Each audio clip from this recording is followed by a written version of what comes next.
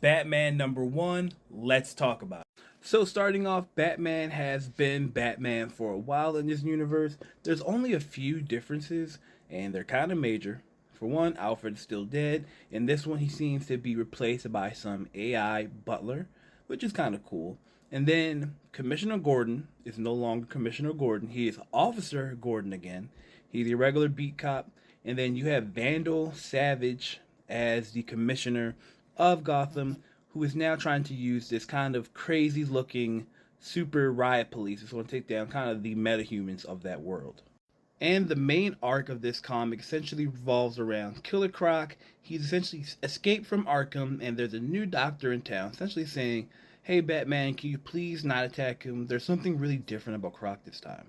So this Croc has recently shed his skin, and due to that, he's actually showing a lot of differences in his behavior. He's actually coming off more childlike, more innocent, and he doesn't seem to be as big of a threat as he typically is. This leads Batman and the Doctor to have a monologue talking about change and whether people can change, where Batman says they don't. And while thinking about his next step, he even gets a really great quote from Alfred: "In a violent, terrible world he cannot understand, drowning in fear, if it's as you say, no one really ever changes, Master Bruce, then surely you know how that feels."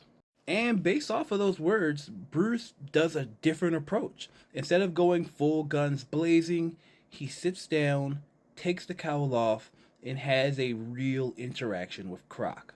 And I think that's awesome. Sometimes I don't always want to read a Batman comic where he's splitting heads and beating people up. Sometimes I want to see Bruce try to find humanity in these people, because all of them are just lost people who need help. He's actually able to get the cowl on before the doctors and police officers get there, and even disarms Croc. And Croc even gives him a little trophy, a little dinosaur that kind of reminds him of himself. This shows a Batman willing to listen and willing to try to give people the option to change. Now, this is for Killer Croc.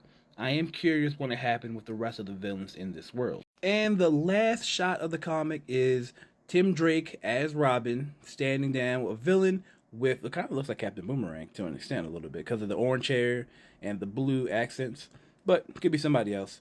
And two cops behind him. I'm curious to see where it's going to go. I wonder how they're going to take on vigilantism so far.